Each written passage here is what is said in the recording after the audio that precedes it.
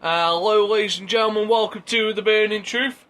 I am the one, the only. No. I was about to transfer across. You always fucking come too early. Damn. Go on. You peak. You No. peak now. Go on, interrupt me. Interrupt me again and I'll show you what happens. Be a swift kick to the nuts.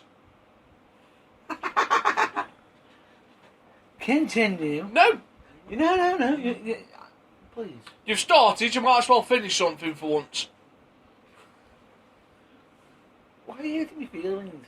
You know, because hard times. Come on, let's get it on. No, I'm going now. Oh. Listen, come on. No. Go for it. You've Right. interrupted me. You know, just because you want to go for the introduction. You know, you could have asked. You could have asked if you know. I've got you suppressing the button, and now you think you can interrupt me. So go on, start off. I've had you interrupt me dozens of times when pressing the button. Anyway, I'm Matt Burns, and across from me is the man, the myth, the legend, Nathan Goff. And now we have the whole industrial estate deafened.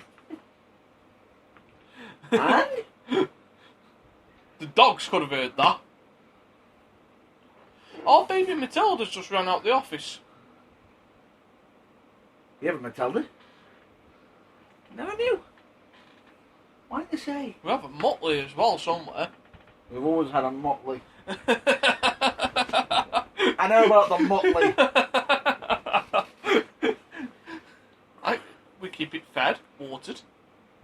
Should be neutered. It looks like it's been neutered.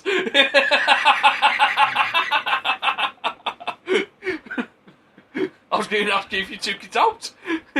I never touched it. Wasn't me. So, busy week. You know, stars die, babies are born, and the world doesn't give a fuck if someone who isn't rich dies. Yep. But once they've had a number one or become famous, everybody gives a shit. Welcome to the human race. We're all shallow, and people only give a shit if you've got money Sounds about right. or do porn. Anything else you want to add in? Nope. Fair enough.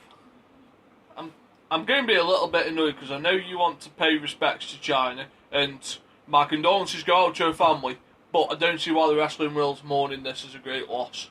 This is the woman that has done parodies about the company. I'm just saying she did do quite a bit for women wrestling on a different scale.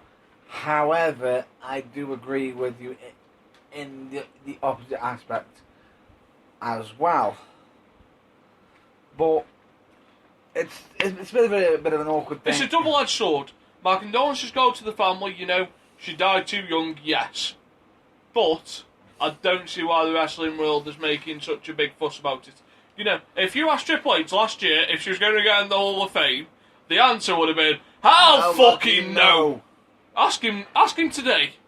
There's a good chance that she might make an She appearance in the Hall should be of Fame. in the Hall of Fame. Why? Because she's now dead?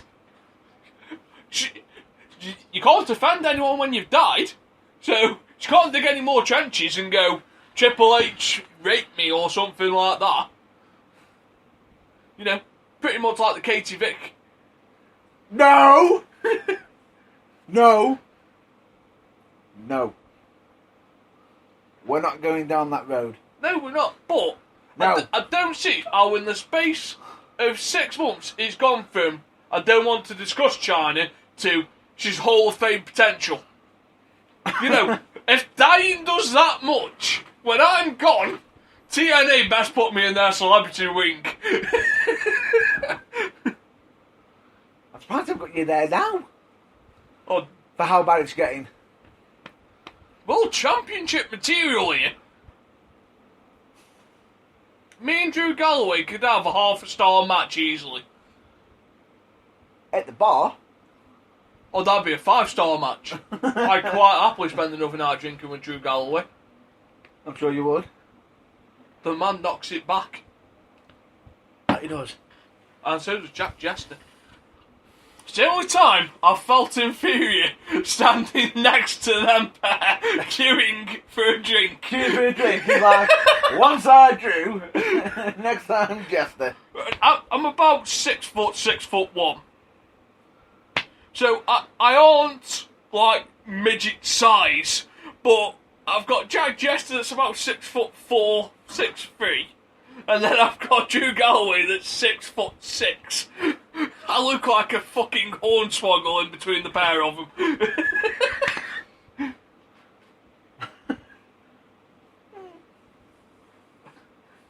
What's like that? It's like, Carls, pick me up. Left. I feel small. However, I do remember that night because when Jack Jester bumped into Kelsey because he was in a full suit. Oh, sorry. He thought he was a lawyer. But no, it's an interesting one, and it's something that I want to discuss at a later point. I know it's a bit early to discuss It's it too now, early. but at a later point, we will discuss why she's a Hall of Famer Right. all of a sudden. Basically, what we're going to do is, best way I can say is, we're going to sort of, condolences to the family, to family and everything. It is sad when a wrestler dies and everything, but she was actually quite instrumental in. Oh, she's a revolutionary, but But we're not going to continue on that matter. What we're going to do is, it'd be better if we save that for a later subject where we can do more of a for and against. Do you agree? yeah, I won't say what I want to say about it this week. Then I'll save it for later on. Yeah, save it for later on because at the moment I think it's probably a bit too raw. A bit. It's some people are either still getting the news or it's probably fresh. So with that, we do pay our respects to her, and We'll move on. we'll move on. So, total non-stop idiots. Oh Have dear. you heard why Dixie didn't sell to the country person? Go on. So the person who was interested in buying it, Keith, I forget what his surname is. I read it yesterday. I was reading up because I wanted to bring it up today. Keith Moss, I think his name is. Potentially. I'm not 100% certain, but he has connections. Because he's a country singer, he has connections. He's good friends with JR. And he wanted to buy TNA. Now, Dixie Carter's all happy for people to invest the money. Keith won it. Yeah, that's the one. Oh, good lord. So, Toby Keith. Now, he wanted to buy TNA. Yeah, Toby Keith has actually been involved in TNA before. Has he? Yes. He has. He's actually even been on the show. Right. Suplexing Jeff Jarrett. But, he does But actually... he wants to buy TNA. Now, Dixie wants to keep 51% of the company. Right. Which means she has the controlling share. So, the problem is with investors, they see Dixie as part of the problem, not the solution. Because she's effectively bankrupting them at the moment. And no single word. Yeah. Look at how many The problem is originals are leaving in the last couple of weeks. leaving, don't you mean gone? Well, they're still on TNA television until the last match is aired. Oh, sorry, spoiler alert. So, Velvet Sky, gone. But why have they got rid of Velvet Sky? Have they found cheaper talent, or... The excuse to give is they decided not to renew the contract. Well, how much is Velvet's contract worth? If you had to estimate. I don't know. James Storm signed a £200,000 contract, didn't he? Yep. A year? If I'm not mistaken, he can still do independent bookings that aren't televised. Yeah. So Velvet Skies must be in the region of 80 to 100,000. Possibly. Christy Hemming has left. Yep. Ring announcer. What was she on? About 60 to 80? They might have had her on a bit more because she's former WWE. But she's a ring announcer. But she has wrestled. She's a ring announcer. I'm not the one. No. But, so, you're bringing in talents that you can pay per deal instead of paying on a full-term contract. But I don't understand it. Why are you bringing new people in if you can't afford to pay what you've got at the moment? You know, that's a bit like me going to an all-you-can-eat buffet with Matt Burns, and Matt Burns eating all the food and me going, well, I didn't get mine. James Storm got paid and I haven't. Really? If I took you to an all-you-can-eat buffet, I'd tell you come half an hour later so I could have my fucking go first. I'm not that bad. Don't look at me like that. Folks, I'm getting stared at right now. You know, great for a podcast being stared at. I think the silence says bullshit. But it's just pointless. You should work with what you've got or make cutbacks from where you've got. Do they really need all these new knockouts they're bringing in? Like, what would you classify as a stable roster size at the moment? So if you work on television, yep, and you're doing the television taping, I take it you need a rough roster size of about 16 to 18 guys, yeah, and about 6 females. You need enough. You need enough to be able to support each championship that they've got. We covered that last week, Sound Guy. You're a week behind us. However, you can say that it was a cutback. However, they still actually owe rent on it. So, technically, it's part of the cutback, but they still owe money on it. And could actually be taken to court over it. So, but that's an interesting question. So, if you're an independent company, because WWE is the exception to the rule. So, if you're an independent company who does, say, 3 to 6 house shows a month, 3 to 6, not 36. What's a stable roster size where you could do that and the cost not be extravagant?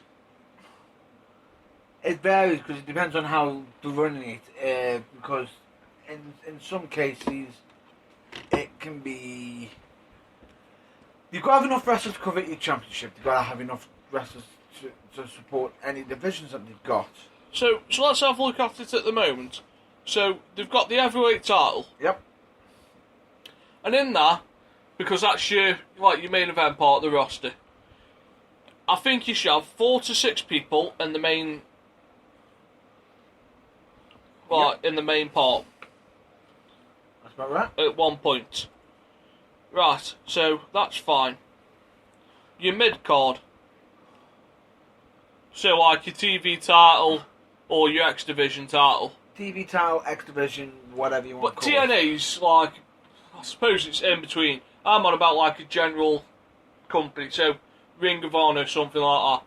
Like, so if it's only had one mid card title, because if you're going to make cutbacks, they should look at the production and go, do we really need a X Division, TV, and a main title, like King of the Mountain title, and so if you're trying to run them 3 divisions, you need, I'd say 4 to 8 in each one. Yeah. A tag team division, you need at least 4 or 6 tag teams. That's double, so you're looking at 8 to 12 people. And then a women's division. Which yet again, I'd say 4 or 6. not 4 or 6. And then after, say, three managers. Well, 2 managers. 3. 2 to 3 on the managers. 2 to 3, and an authority figure. No. On some of them you do. Some they do, but that's where the manager comes into play. So, if you're running this on like a bare bones structure, you're looking at 26 performers and Two. 1 announcer. That's on a bare skeleton staff. So if you're trying, That's the thingy side, not the backstages and No. the help or anything. That's just for the actual show. The entertainers is what you said. that's to run like a bare bones tour. 2 refs. 2 referees. Okay, so you need like 29 people, About 29, yeah. like to run a bare bones tour where people aren't seeing the same shit every night. Yeah. So, say your performer's getting paid roughly, say 1,500 per show. It'll vary between the upper and the lower talents. As it does. So to run a show, you're looking at nearly costs of 38,500 for talent. That's quite a bit. And I don't think anyone in TNA has actually sat down and done the sums and gone, guys, we need to do fucking $200,000 a month just to pay the talent. Or get them doing more shows. Like, people are going to go, but Nathan, they get television revenue. They get lump sum television revenue, which then they have to pay for advertising in the towns. It's like someone should just intervene and put some common sense in there, going, we can't keep doing crowds of 400 or 500 at house shows. We need a minimum of like 1,500 to 2,000. The best way to describe it as, I think personally, they've tried changing the people who are running it, like booking wise and everything. They've tried different networks. Eventually, at some point, it's going to lead to the option. It's the higher ups. Now, JR was part of the Toby Keith deal. yeah. So JR was going to come in and help move TNA in a different direction. Which, if you ever get a chance, if you had a chance to get involved with having JR involved in your business, then is that good or bad? It's good. 'Cause Wait, it's good. JR's got a good eye for talent. Yes, he does. Yes, he does. But he also understands it from a business point of view, As well. where you start them off on a basic, and then if they sell merch, give them cuts of the merch. Build them up, build them up, build them up, build them up. But surely Dixie must realise that that's a good deal. Well, was a good deal if in the event if she's missed it. Now, it's just insane. I just think it needs a total rebranding. Like, they need 2 or 3 months off, an off-season, like Lucha Underground has, and come back as something completely different than TNA. Because that name at the moment is a laughing stock in professional wrestling. Sounds about right. It does. Most Americans think it's a laughing stock. The funny thing about it is, if you actually watch it, Some of the matches they do Lately. are brilliant. I've been getting better. But then 1 minute they're doing something, then they're just going absolutely stupid. Aren't they? They're going stupid. Yeah. It's actually 1 step forward, 2 steps back. Do you agree? Yeah, like the matches. Well, I don't agree with some of the matches. Like, they've probably got the best woman valet at the moment, and they try and make her wrestle. Leave her with what she's good at. Like, if she doesn't want to wrestle, don't make her wrestle. I take it you're on about... Maria Canales. She did that 1 match, and now she's in charge. She's in charge. And that's not a spoiler. That was recently done. They've done another one.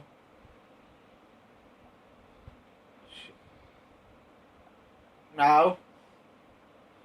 We're not doing spoilers. We're leaving it there. Let's carry on.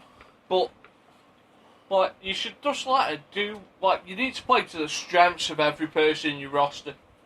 Yeah. So people like Grado, let him be fun. Let him just undercard, Let midcard. him be Grado. Yeah, just let him be fun. People like You Drew can stop saying that McIntyre. one. This is probably one of the rare few times where I'll actually agree with the sound guy. Yeah, too many chefs, not enough waiters, is it? I believe. Too many chefs Yeah, and not enough cooks. That was it. Too many chefs, not enough cooks. And it does seem like that. And here's the problem. You can use excuse after excuse after excuse. Eventually, once everything's been broken down and you've done all the patterns, you can't go, oh, it's that guy again. Oh, it's this guy again. No. There's a problem with the management. There's a problem with the higher up. They're either spending too much money, doing the wrong dealerships, the wrong business. Which straight away, if that's the case, as much as you may own the business and whatnot, if by you being involved, you're actually hurting your business, then there's a problem. Yeah. Because the person who should be doing the best for your business is yourself. So it might be a case of, instead of taking on too much, are they taking on too much? Are they doing this wrong? Or is she the best person to do, some of it? My biggest problem with TNA at the moment is I just look and wonder, where's the star power? Where's your main draws coming from? Like the Hardy Boys. The Hardy Boys aren't getting any younger. And eventually... And would you classify Matt Hardy as a world champion? I know he's been world champion, but would you class him as a world championship material? Say TNA still had Booker T, Kurt Angle, Christian Cage, and AJ Styles, and Jeff Jarrett. He ain't going anywhere near that title. Would Matt Hardy be the world champion at the moment? Nope. Would EC3 be near the world title? EC3 was when Kurt Angle was around and everything, But Kurt Angle's coming towards the end of his time and he was putting people over. Yeah. I'm on about Kurt Angle, Samoa Joe time. and everything. Like, I look at Maybe the state not. of TNA now and go, Maybe not, but it all depends on who was in charge. Where they're looking for the next star and everything. That's where EC3 probably has an advantage because they're looking for that next star. He may not be at the main event level yet, but they might be putting him in the direction to make him become a main event later on. Would you agree with that? yeah, I just think that like main event talent is Lacking. yeah. And I love Drew Galloway, but is Drew Galloway the headline act that's going to bring you 2 or 3 million viewers in on television? As much as they had a claim of him being the chosen one, not really. Because not everyone knows him yet. People know him, No, they know him, but do they... but people just think of him as part of 3MB. Yeah. It is. But anyway, shall we move on? Because I've got a bit of a topic that we need...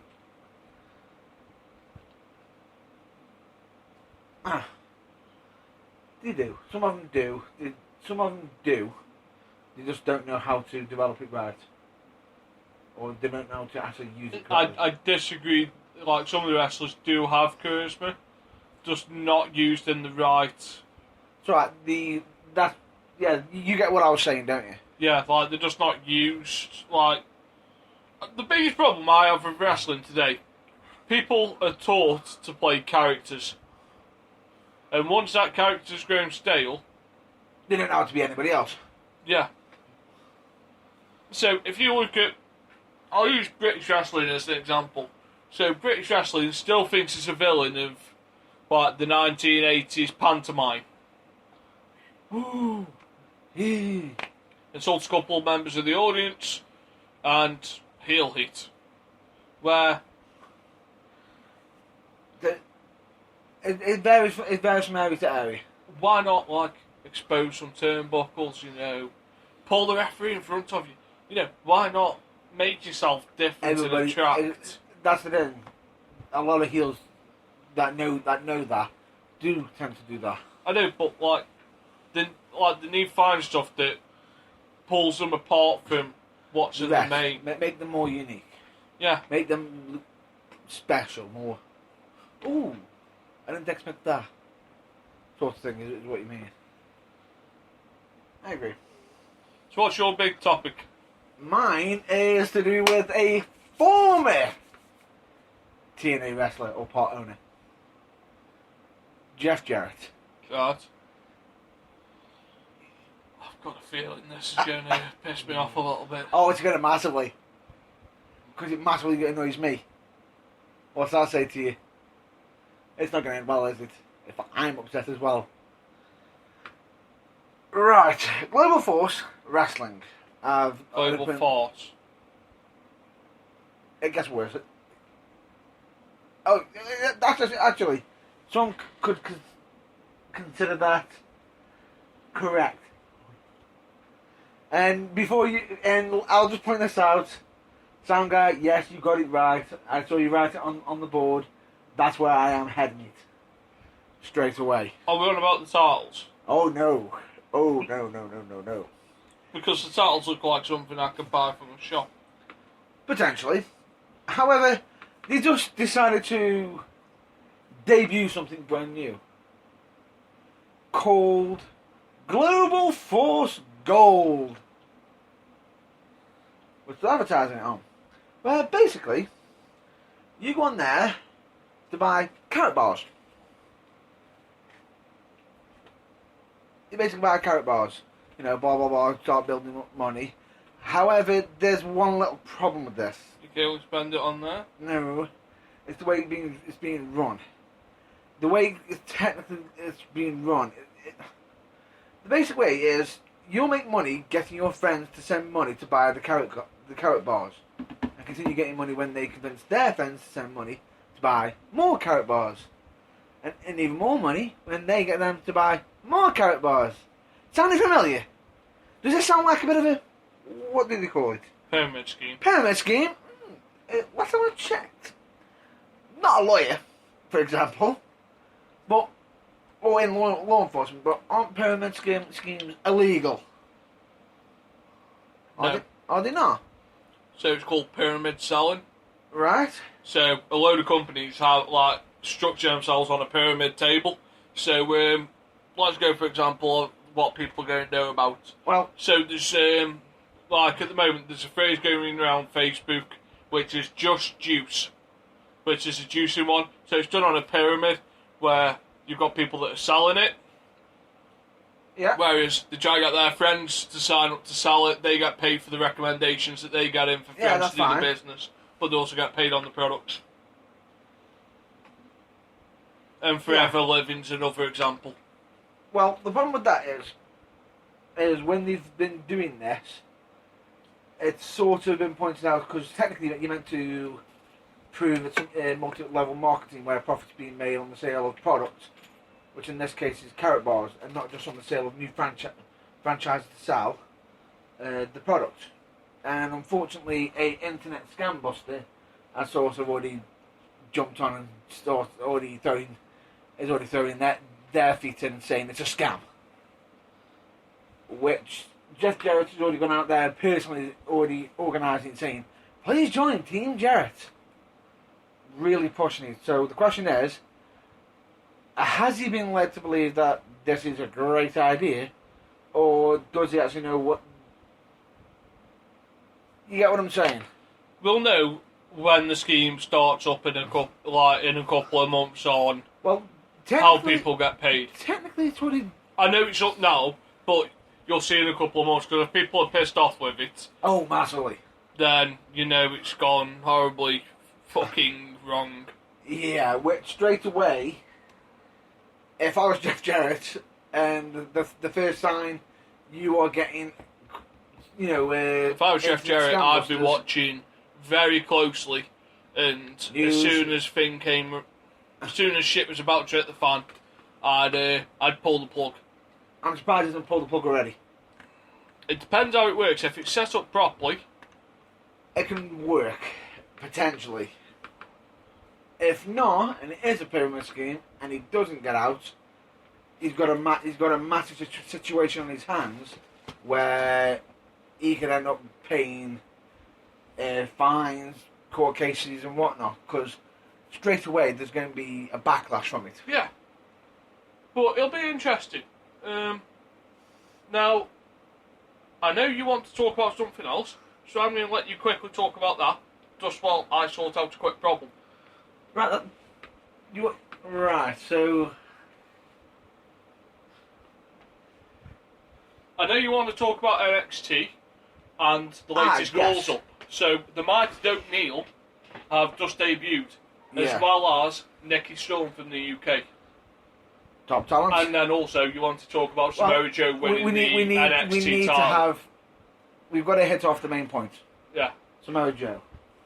Because that'll lead into... NXT's your area. I haven't covered this, but you've watched the highlights that they've put online. I haven't watched all of the highlights, but I do know of the Mighty Don't Kneel with with them debuting and everything. I do know about that. However, as we're going on, I'll get straight to the main point for the NXT. NXT have actually done something quite a bit unusual, a bit different, which is they've had Samoa Joe versus Finn Balor in what most would consider a house show. Now, usually, most people would expect a title change to happen on a major event. So, for example, like a NXT takeover or something, or but the very rare odd few occasion on the usual shows, but it hasn't been changed in a long, long time. Now, take into account, Finn Balor won his title on when Beast in the East. We've had Becky. We had title changes. With Asuka becoming the women's champion on a takeover show. We've had new tag team champions on yet again a takeover show. Now we've come to Samoa Joe.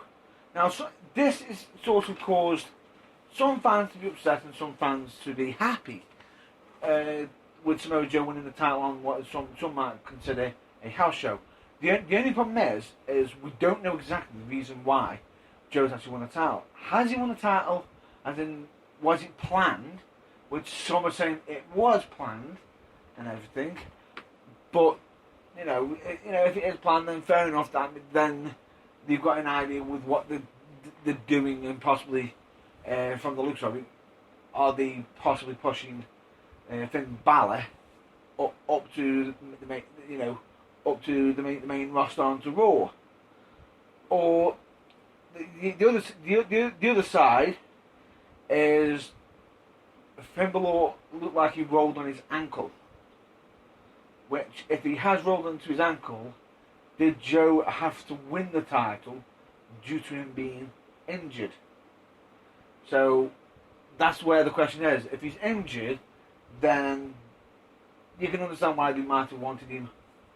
Or something might have unfortunately happened, but they've had to change plans. Now, in my eyes, I think personally, the only way we're going to know if he's actually injured or not is most likely watch the upcoming weeks on NXT.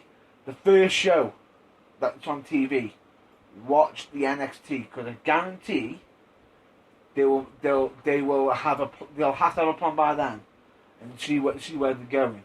If it was by an accident, you'll see if it's more deliberate, because straight away it'll be more. You'll see if it's more deliberate, because they'll aim it that way. They'll have Joe probably stating, blah blah blah, he wasn't good enough and everything, and sort of lead towards that. And Balor, if it was that they were planning for, Balor, Finn Balor will be getting this title rematch. If it is a genuine accident, is an injury, he won't be going straight for the rematch clause and everything to go against Joe. So in that sense, you'll know straight away if it was an actual injury or not.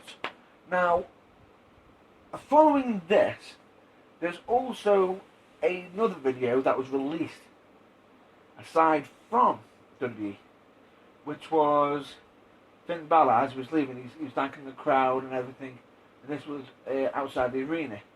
And as he was entering the van, he literally stated, "See you all on Monday night."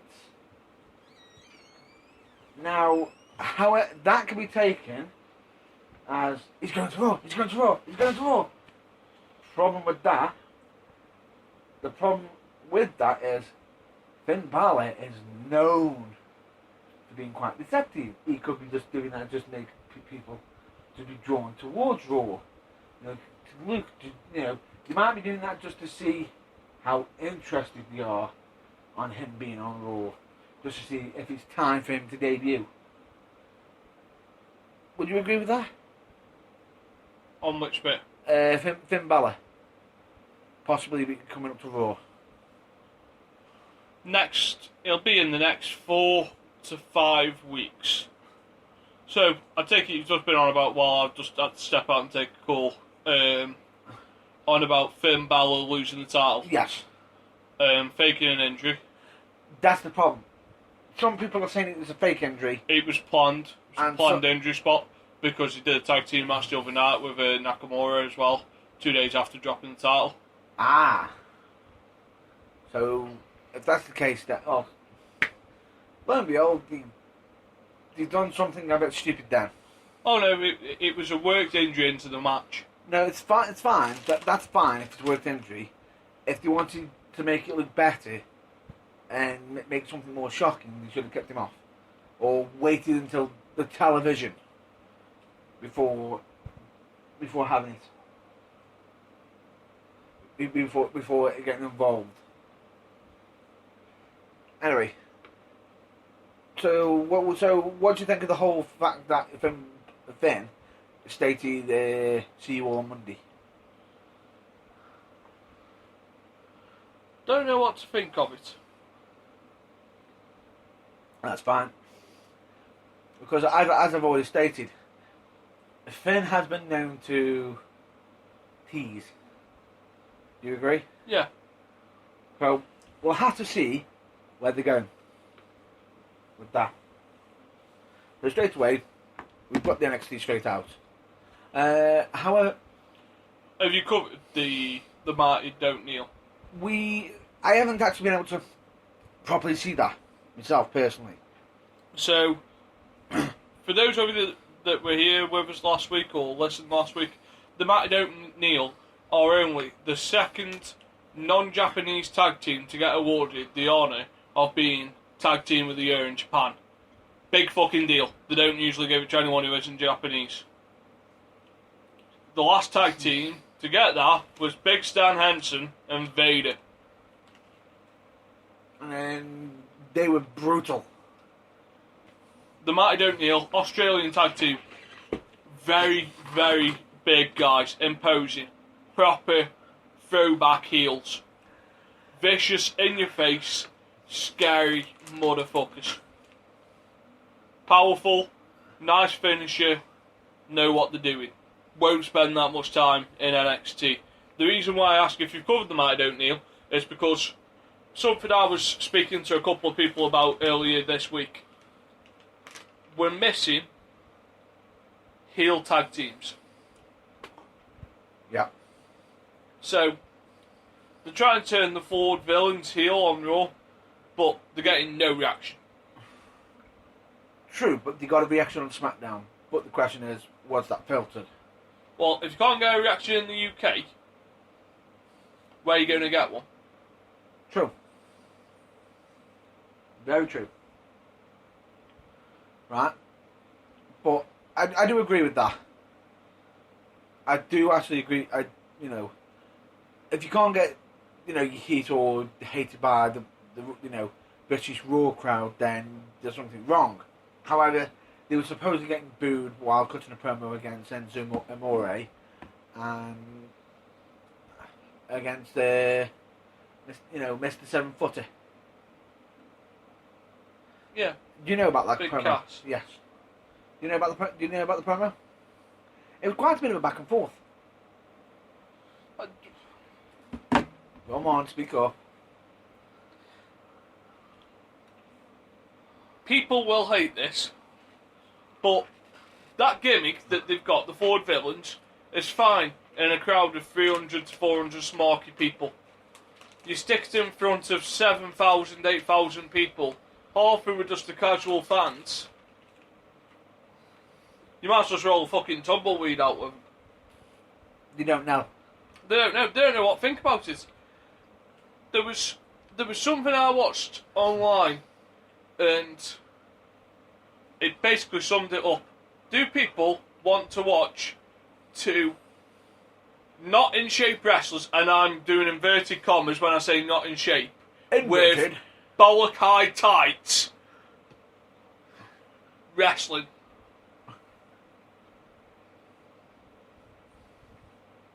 Because one of them looks like he's about £180 piss wet through. And he's wearing Simon Cowell tights, where they come past his waist. You can practically get him up to his nipple. And then the other one's got a singlet that looks like it chokes the life out of his budgie. Oh. And do people want to see what is a throwback to the 1920s? This is 2016.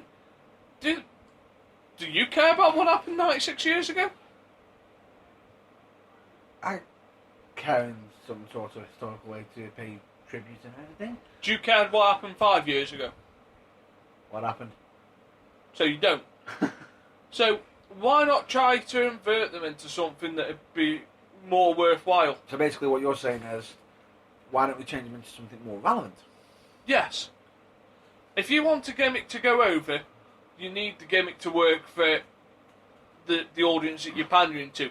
Now, if you're pandering to 300 people and they want something different, fine. Pander them. That gimmick works. Because that's something different, wacky and unique. It's the reason why Adam Rose was over in NXT. And not getting in trouble countless times. And We'll get to that in a bit. in all fairness, half the Exotic Express were probably out the audience anyway. Or actual local talent. But there's more people in the Exotic Express at times than there were in the audience. But that's why that gimmick works. But didn't work on the main roster because 3,000, 4,000 people couldn't get behind that. They were like, why the fuck is there a bunny? Who's in the bunny? Why is there a it- bunny? The bunny's entertaining. Who's the guy that's with the bunny? But it's... You need to pander to what and your most common denominator is, and at the moment, they're not. A brilliant match, and the money match, would be the New Day versus Cass and Enzo. That would be the money match. Ain't gonna happen. No, because both draw, so you put them against different people you want to build up, but if you want to set the tag team alive and have people talking about it like they used to with the Dudleys, Hardys, Edge and Christian, let them go at it. But they Give won't. them the time. They won't. If not, throw the Dudleys in there. Bring Velvet Sky up so we can have Kamala. Yep. And let's go for it. The entertaining as hell. But, We're not. no, they need to play to the common From the denominators. sound of it, it sounds like prediction here, this is prediction, this isn't results. New Day versus the Flawed Villains. Dudleys will cost the Enzo and Cass at Payback, leading to a match at Extreme Rules, leading to that, the Dudleys winning at Extreme Rules but losing at the next pay-per-view when Kamala comes up and stops Velvet Sky. Yes, you will see Velvet Sky in the corner of the Dudley boys. Bubba Ray, you are one lucky son of a bitch. Lucky. You must have something big on it, or big in your bank account. And no one is lucky enough to have both. You're either born with brains or money, never both.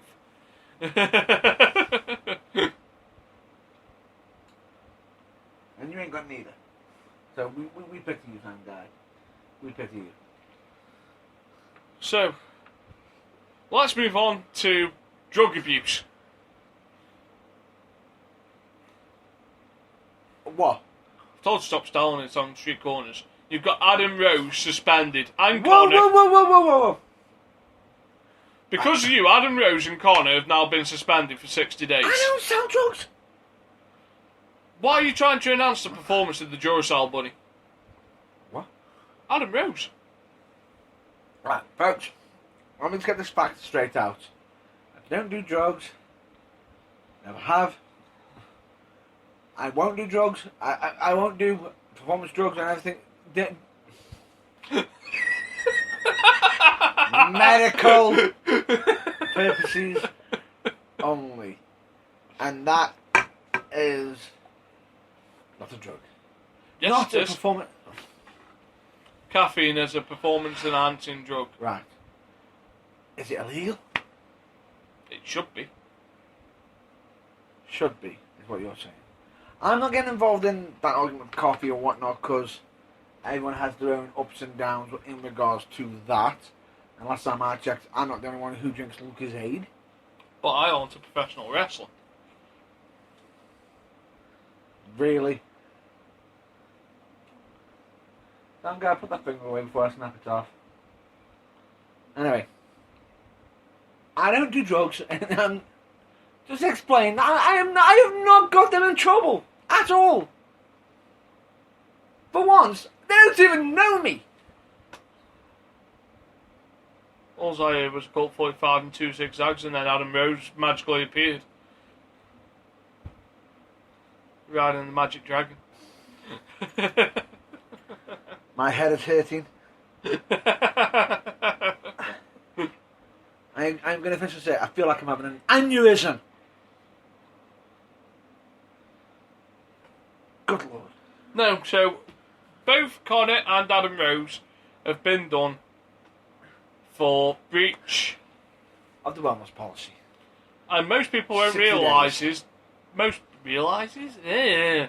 Most Speak people proper may English, or I may mean. not realise. That this is their second breach each.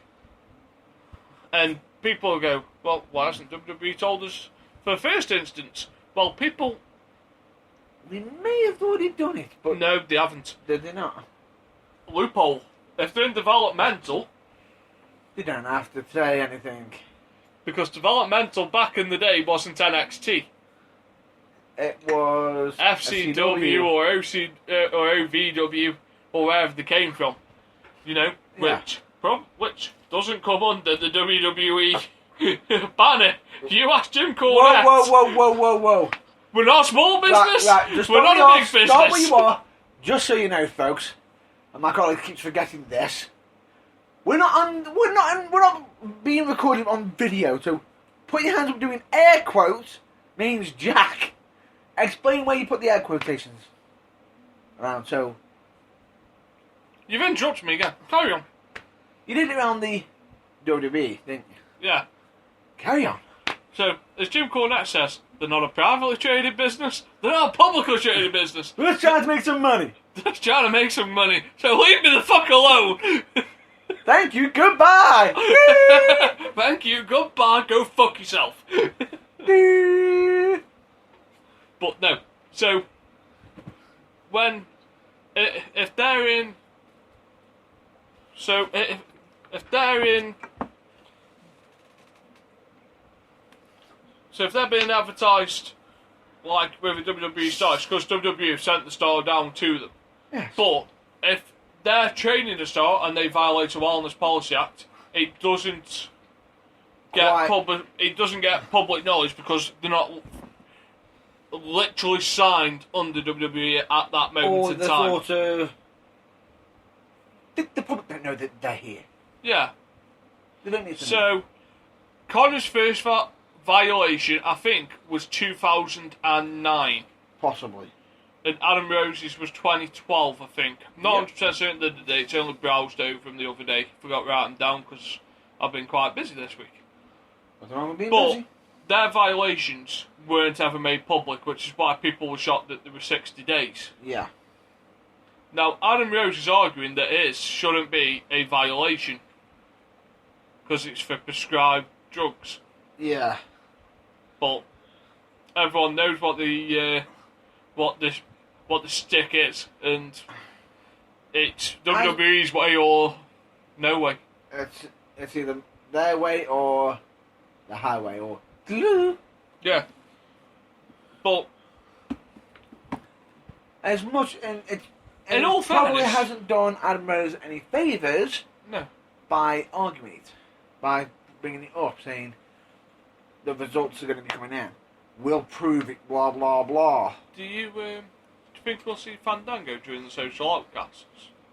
Well, we've already seen one new person during the social outcast. Yeah. Oh, isn't one of them the guys who were in trouble a tag team?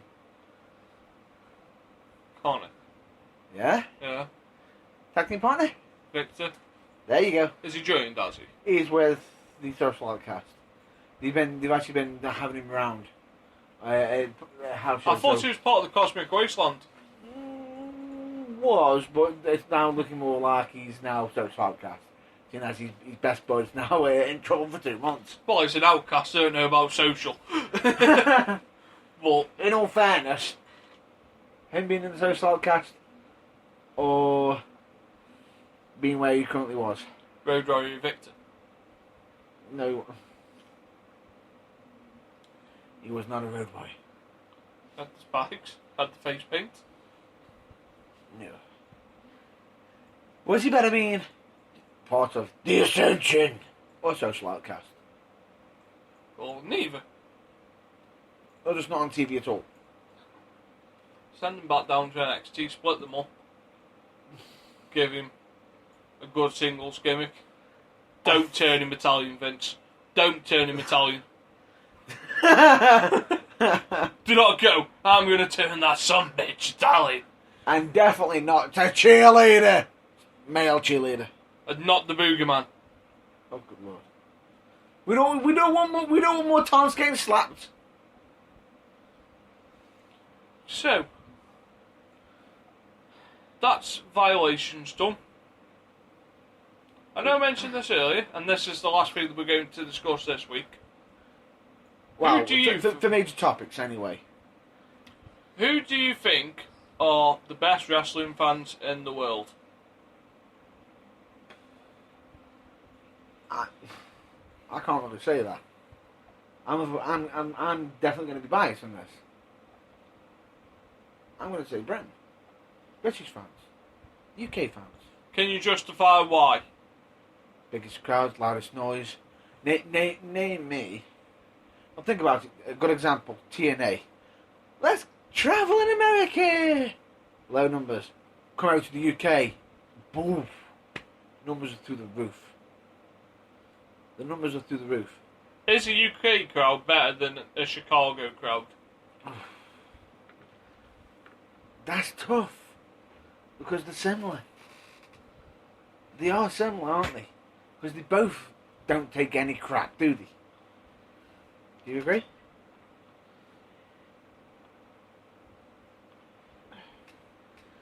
Agreed. Right, so let's rule out the fans that aren't as good as the UK. Canadians.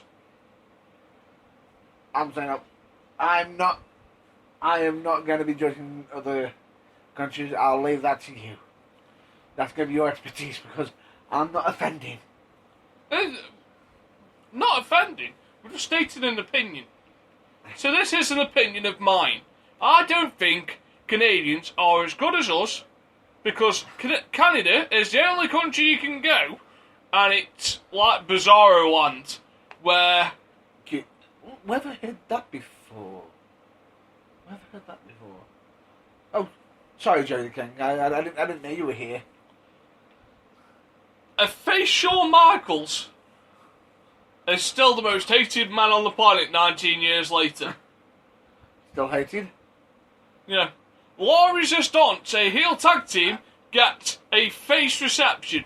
If you aren't from Canada, you don't get fuck all reaction. Unless you're a heart. Yeah, if your name isn't Hart or Trained by a heart. Lance Storm, You don't mean nothing. if you don't come from that country, the fans aren't really going to join up. You know, some of them might. Like, but on the most part, they don't really contribute much to the product.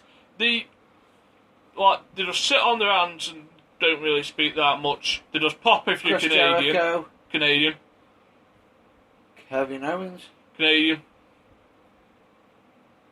Tyson, Trained by Bret Hart, married to Neidhart. Canadian, and basically you're saying they're useless. Oh no, I'm saying the fans are useless. Ah. Wrestling talent they produce, fucking brilliant. I'm not judging fans on this one because it's awkward. Some people can say it's bizarre, well, but then again, each crowd's different.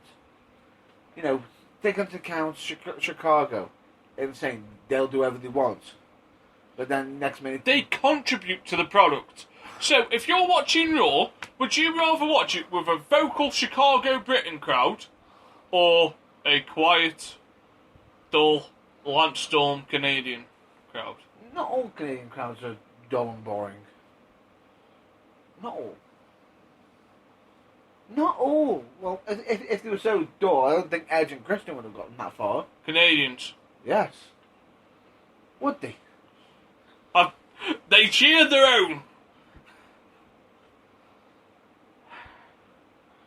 Rhino. Canadian. I'm not open my case here, am I? Carry on. Carry on, never mind me. Carry on. Carry on. Whatever what that. What's the next one you want to upset? I'm saying, just on the most part, the Canadian crowds don't contribute to making the show what it is. Produce brilliant talent, just don't contribute. Whereas if you go to somewhere like Philadelphia, great crowds, made ECW what it was. If something wasn't good, they told you it wasn't good. If you made a mistake, they clearly told you. John Cena went in there wearing Kevlar. He had to! He wasn't going to be Superman that night. Sandman could have fell from the top story drinking beer and the fuckers would have caught him at the bottom. Kiss me! He could have jumped 20 foot and still made it. Oh, scary visual there. Geronimo! So, where else are we looking? So, UK, if something's good, we'll tell you it's good. If something's wank, we'll tell you it's wank. If we're bored, you know we're bored because we're lost for JBL or Michael Cole. Oh. And if we're asking for Michael Cole, sweet Jesus Christ on a bike. No. JBL? No, JBL. JBL's a... Come on. JBL is was a wrestling god, as he used to always state. But when you get to Michael Cole, oh good lord. You know, is Tennessee a wrestling hotbed anymore? Depends on how much the other company has damaged it. Would all the wrestlers get a reaction in? Watch Raw over the next couple of weeks, and you'll see what I mean. There's a reason why they keep going back to roughly the same places. Stop breaking stuff, sound guy. You're meant to be fixing the equipment, not breaking it. So, WrestleMania gets traded to Miami, New Orleans, Texas, and a few more places. Yeah, the one place that I would actually like to see it myself, of a WrestleMania, is you won't. Wembley. Yeah. Damn right I would. Because I know It's we filmed. the time zones and everything else. Yeah. I don't think in the next 20 years we'll get a WrestleMania. Nope. We might get a SummerSlam. Yay! But we won't get a WrestleMania. We won't get a WrestleMania. I'd like us to have a Royal Rumble. Oh, that'd be special. We'd have to go to that one. A Royal Rumble would be nice. Yeah. Returning William Regal as a one-off appearance. Get in. Done. I'm changing my name just this one moment to Philip J. Fry. Here, take my money!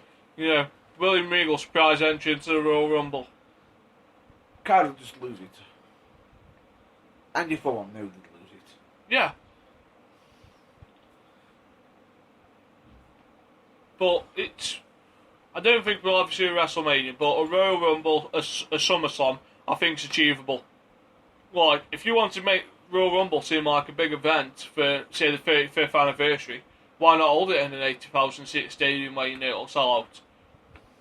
Quite easily sell 8,000 tickets for a Royal Rumble. Pack a couple of British well-known stars in there, and you're away, aren't you? You're gone. You're done. You're sold. Alright. Like, could you imagine, in about 5 years' time, Drew McIntyre returning to WWE in the Royal Rumble?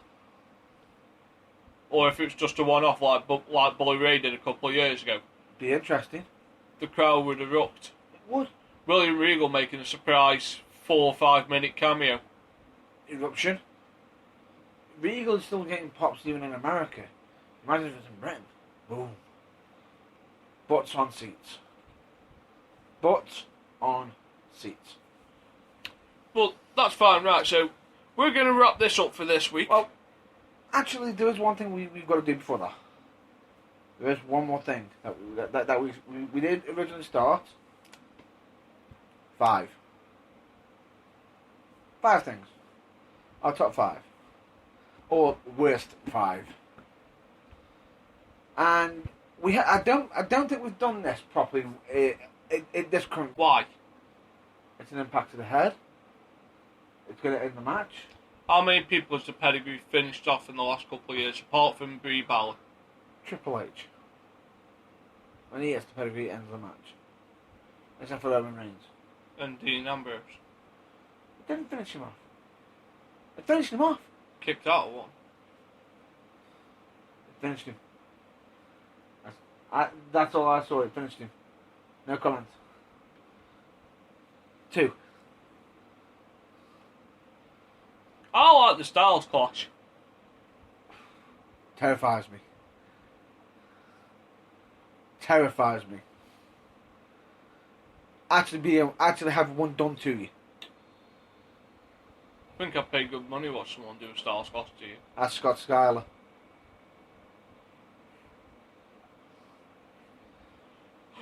I can imagine Carl's head just dangling going, don't you dare drop me on my head.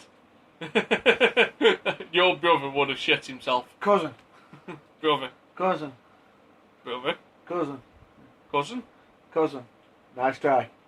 Brother. Cousin. He would have shit himself watching that going, please drop him on his head, please drop Matt on his head, please drop Matt on his head. Oh shit, he's still fine. It's most moves. It's one of the rare moves where you have to take it differently. And if you take it the way you take most moves, say goodbye to your neck. The fact that it's broken 2 people's necks. 2 wrestlers. Can you name them? Now one of them's in ICW. Yes, he is. He's on commentary at the moment. I fucking forgot his name. I was watching him at LCW a couple of months back. His name's on the tip of my tongue. I just forgot his name. One of them's Yoshitatsu, Correct. and I forget the British one. Lionheart. Yeah. There you go. Lionheart.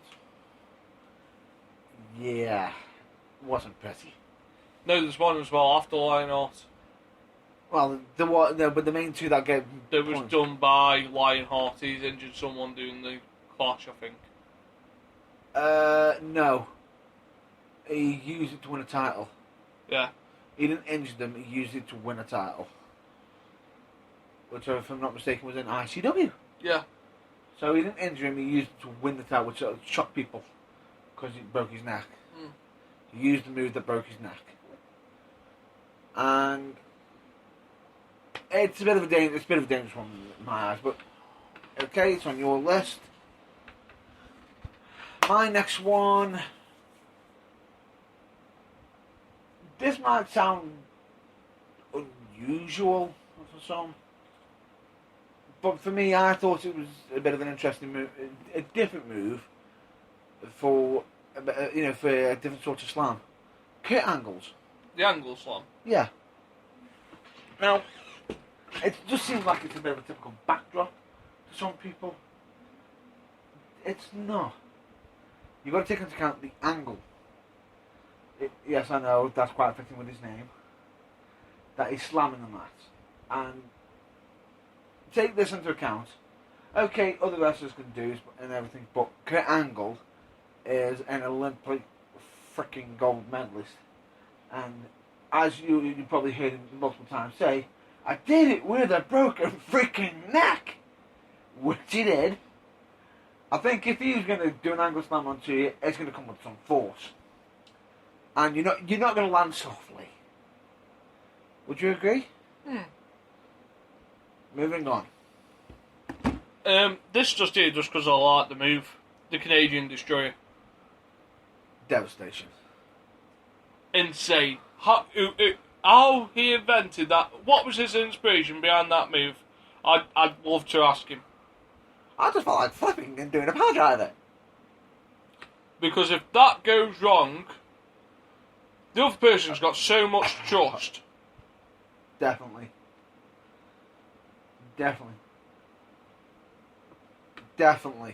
Because you've got to have a lot of faith, and the odd thing about it is, and the sick thing about it, I've actually seen it go wrong. Oh, yeah. Oh, no. Luckily enough, the end result wasn't a broken neck. However, it was a trip to the A&E with a concussion. I've seen one done off the second rope before. From P.D. Williams. Yeah. It just looked death. Doesn't it? Yeah. It's pretty much game over, declare him dead. And it is one of the moves where it is shock-inspiring. And it is. Shall I mention my next one? Yeah. I'm going to go with an old-fashioned one. And this one is because it's... A lot of people do this move as a regular move. But I'm not going to call it the typical... Leg drop? Nope. DDT. Jake the Snake's version of the DDT. Would you agree with that? Yeah. Because a lot of people do a lot of DDTs. You've seen Randy Orton's DDT, which, okay, elevated, bang. That could hurt. And you've seen so many different DDTs, like the Rocks, boom, boom. But when Jake did it, it's like everybody else. DDT, they're kicking out at 2. Jake the Snake did it. Get a medic! Or call the morgue.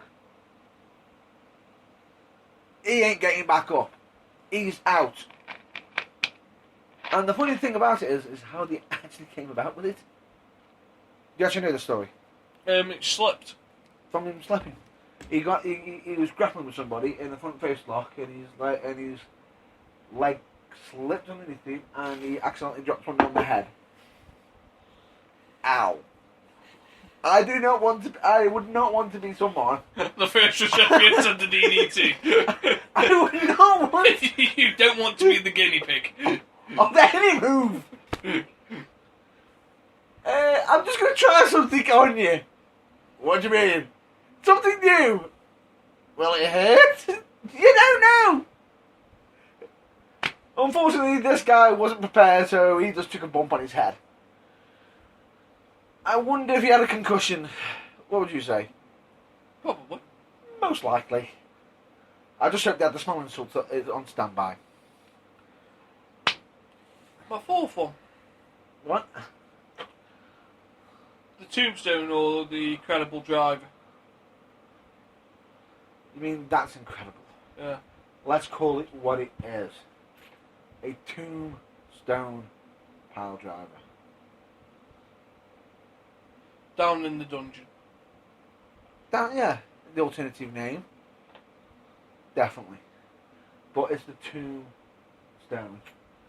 No, sound guy, as much as you want me to say that, I will not state that. I do not care. We are wrestling. We are not citing a page out of the Kama Sutra just for your pleasure. It's a tombstone. It's dropping someone on their head. And the scary thing about this move is, if done right, looks devastating. If done wrong, looks devastating. It is devastating and can end careers. Because we already know how devastating it can be. Because we've seen a variation of it, where it was a tombstone pile driver version, which Owen Hart did on Steve Austin. And if I'm not mistaken, what happened? I never quite got why, because Justin Incredible used to sit out on it as well, didn't he? Never used to go on his knees, he used to go on his horse. No, he always went to his knees. Did he? Well, Owen Hart did it when he fell on his horse. Yeah. And I still don't quite understand why he tried to do it that way. It's because it was a different variation. Some people could say Rikishi's his version, his. Well, this is a Samoan driver, though, isn't but it? still, it's still the same action. It's still the same position. Still, just take into account the position, even if they're lumped over the shoulder or not. The head is still going straight down. I know, but if I've got a choice between a 6'4" Rikishi or a 5'10" Owen Hart, Agreed. I think I'd rather take a Rikishi driver. Agreed, but in this case, with Owen, because he was draped with his legs over the shot. Agreed. It wasn't weight around the waist that's sort how of thing. it should have been with Austin as well. It was just the fact that, just for the drop, Austin slipped a little bit lower. Which, regardless of if you draped over someone's shoulder or not, if you, just for as they're dropping, you slid down a little bit lower, you're in Pain City. You're in Broken Neck City. Mm.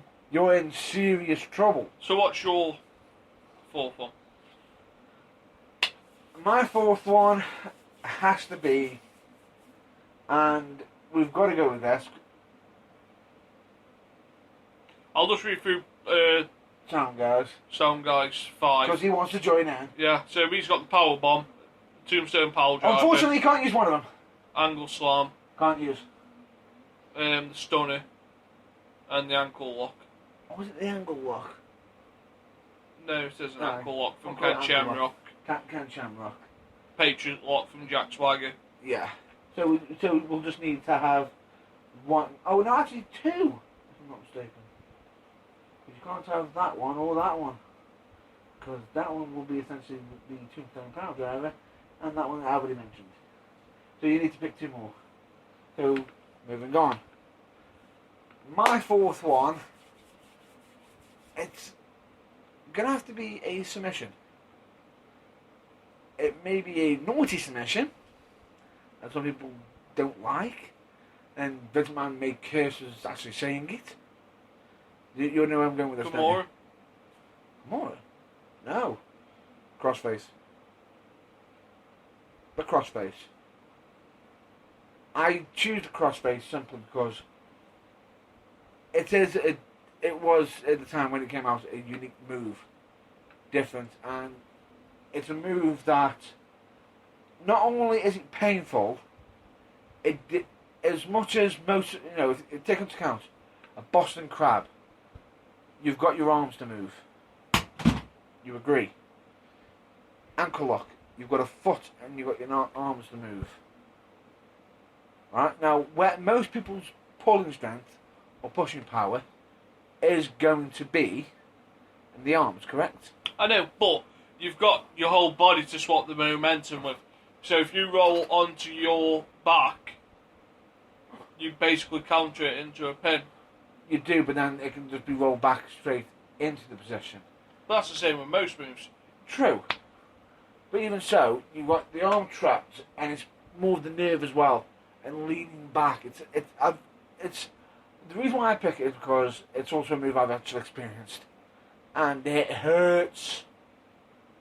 Yeah, okay. My fifth one. I'm going to go with the Cradle Shock. Cradle Shock. Which From Chris Sabin. a modified Michinoku driver. Can't fault you there. It's just the way that Chris Sabin does it. I've watched him do it from catching someone from a crossbody block, roll through and Cradle Shock. And it was just awesome. You liked how he not only was the Cradle Shock a move that could be done uniquely, you liked the fact that it was a counter to the Canadian Destroyer, didn't you? Mm. It's one like, it's not just the fact that it's a Michinoku driver he's doing on you, it's how he's positioning the legs. Yeah. So Into a pinning attempt straight away. yeah, pretty much game over. And then I'd just like to give an honourable mention to Doug Williams for Chaos Theory.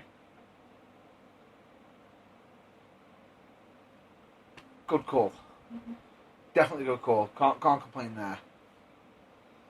I can't complain there for sure. A rolling German. Yeah. Right.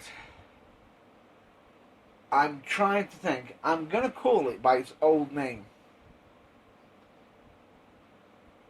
And you'll know straight away what it is. It was known as God's Last Gift. And it was used by a former WWE champion. But it was never used at WWE. It's a Package power driver. It's not a package power driver. It's known as a small package driver. You don't know what that is? Is it done by Kevin Owens? No.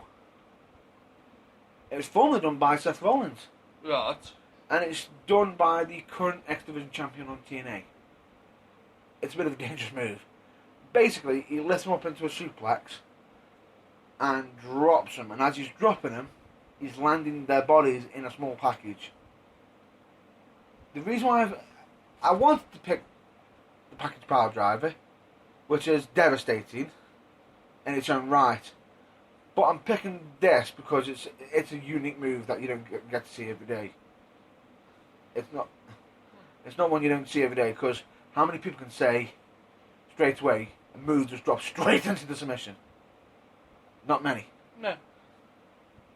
But I'm going to have two honourable mentions here. Well, I've got one more if you don't cover it. One would be, you already mentioned it, package power driver. And the other one is what some would call the end of heartache. You have seen it. Do you know this one? The Catatonic? Oh no, this is just bang, incorporated. Roderick Strong does it. And I will say, on one show I've seen him do, I've actually seen him do it to Drew Galloway. How big's Drew? Quite big. You've seen Roderick Strong. Mm-hmm. Who's bigger? Drew. He vertically suplexed him up, and as he's making him fall, he lands him into a backcracker mid-air. Mine's close to that. That's paying, isn't it? Mine's close. To be honest, I wanted the honourable mention of the Halivator. it's a variation, but yours is into a rock bottom, mine's into the backcracker. Both unique moves, both very devastating. Definitely good shout out. So that will be ours. Well, if you're asking me this a couple of years ago, I would have put the super kick on there. But since Shawn Michaels has retired, it's lost the art. It has lost the art. It's The Young Bucks have killed it. It's a super kick party. Go shove your super kick party up your cunts. We definitely know you don't like them. A super kick. We could do loads of moves, but we're just going to kick you a load of times. Go join UFC or something. Or better yet, try kick Kenta. You go kick a deer with Tommy and see who comes off the better. Oh! Folks, actually, if you want to do that, boys, just before you do it, ask Eddie Edwards what happened. Just ask him. He took a bit of a kick beating. In all fairness, if they want to do Super Kit Party, you go against Nakamura and Tommy. I would quite happily watch the Strong Style for one match. So basically, you just want to see how many knees get done, don't you? I just want to see how long it takes to knock them out. No comment to that. Speechless. We'll come to my love of the Young Bucks another time. Basically ruining wrestling one step at a time. We'll save that for another day. I can already see the eye twitching already. Oh, son of bastards. Eyes twitching. Please stop. Anyway, that's it for today. We're going to have to say that's a wrap. Would you agree? Mm. So, for a change, get yourself over. I'm here. Over.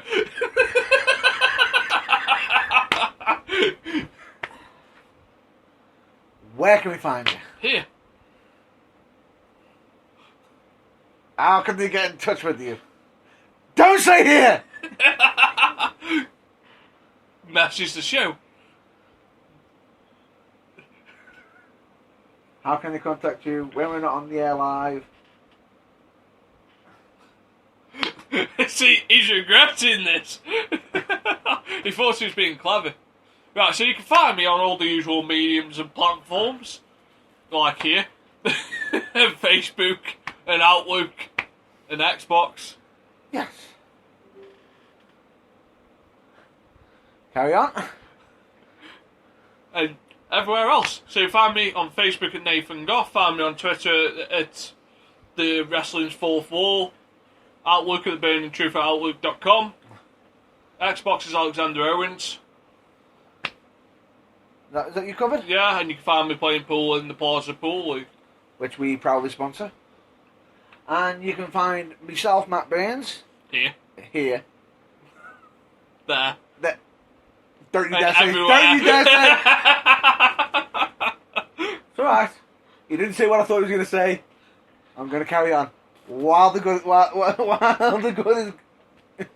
While it's good. While it's good. Right. You can catch I'm him selling his pack. Stop! Don't even go there! Don't even go there! Jokes on paraphernalia. I do not! Right. I'm Matt Burns. You can find me on Facebook at No Matt shit. Burns UK. You can find me on Twitter at Matt. The drug seller! No!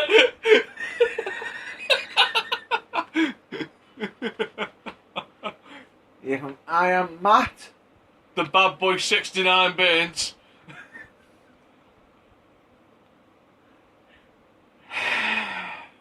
You can find me at Matt the Bad Boy Burns.